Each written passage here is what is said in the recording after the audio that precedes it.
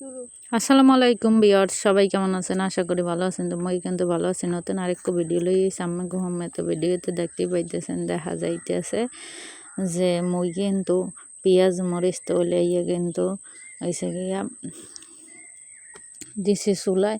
মই খিচুড়ি রান্না করবো। সেই খিচুড়ি রান্না আমাকে লাগে একটু শেয়ার করবো কীভাবে মই খিচুড়ি রান্ধি। ঠিক আছে, আমরাও মন নান খিচুড়ি রান্ধে খাইতে পারেন।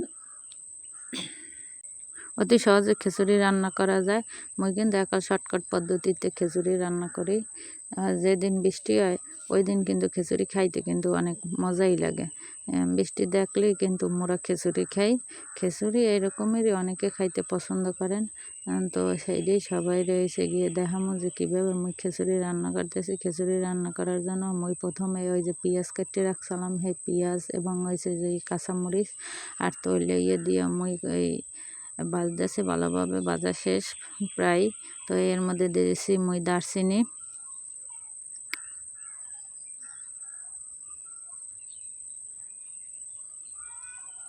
এরপর দিতেছি এলাচ,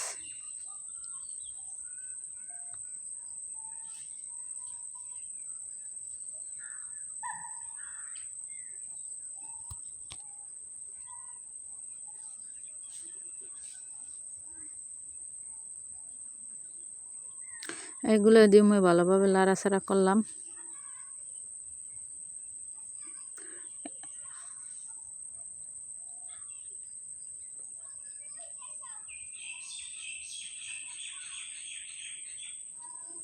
এরপরে দিছি লবণ, পরিমাণ মতো লবণ, যে রকমের চাউল ওই রকমের লবণ।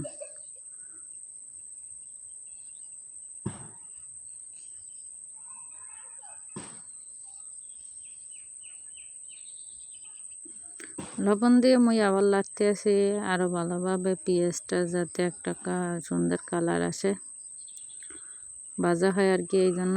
তো এখন মই দিতে আছি যে আদা রসুন পেঁয়াজ এইগুলো ব্লেন্ডার করা ছিল, হেইয়া দিয়ে মই কিন্তু আবার লাড়তে আছি।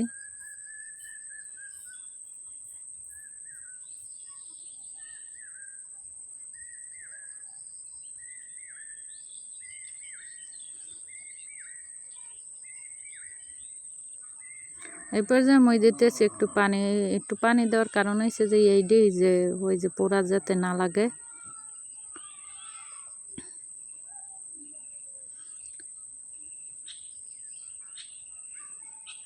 এখন মই দিয়ে দিই এইতে মরিচের গুঁড়া, হলুদের গুঁড়া, দিতে আছি মরিচ, এখন দিতে আছি হলুদ,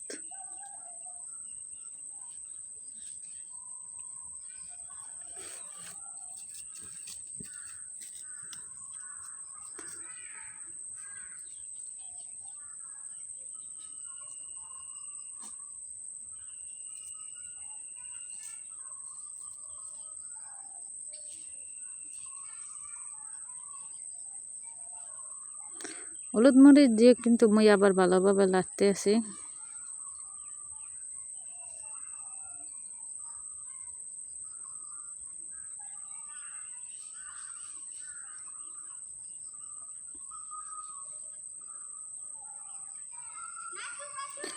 মোর কিন্তু সব পদের মশলা দেওয়া শেষ। এখন মই এই ডেরে ভালোভাবে কষাইতে আছি মশলাটারে।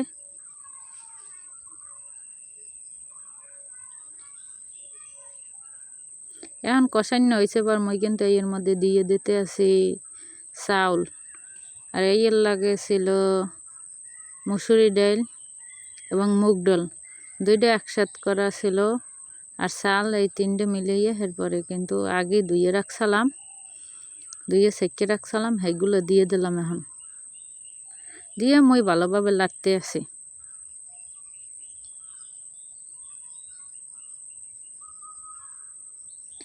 মই ভালোভাবে উল্টেই দিতে আছি যাতে সে নিচে না লাগে।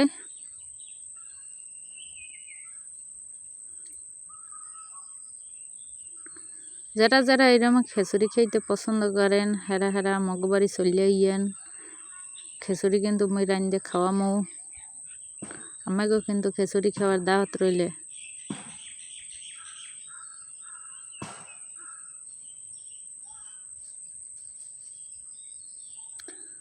মই ভালোভাবে লাড়তে আছি যাতে এইটা নিচে না লাগে, এইটারে ভালোভাবে কষাইতে আছি যাতে পোড়া না লাগে, এই জন্য কিন্তু খালি লাড়তে আছি। তো মোর খিচুড়ি দেখে কিন্তু কেউ আবার লোভ দিয়েন না,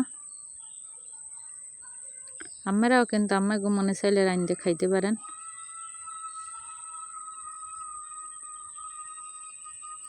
এখন মোর ভালোভাবে কষানো হয়ে গেছে, মই কিন্তু দিতে আছি পরিমাণ মতো পানি এটা সেদ্ধ করার জন্য।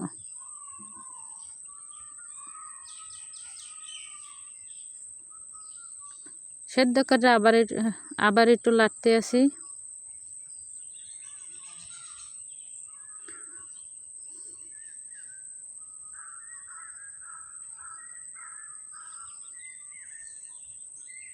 আর একটু পানি মই দিলাম যাতে এইটা ভালোভাবে সেদ্ধ করা যায়।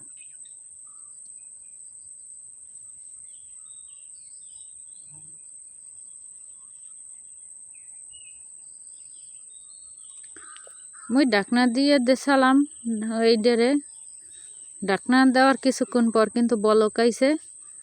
তো মই আবার এইটারে লাড়তে আছি যাতে নিচে না লাগে। এটা মাঝে মাঝে লাড়িয়ে দিতে হয়, নিচে লাগলে তো এসে গিয়া বেশি জাল জ্বললে আবার পুড়িয়ে যাবে, তখন তো খাওয়া যাবে না। এই জন্য এসে গিয়া মই একটু পর পর এই লাড়া দেই।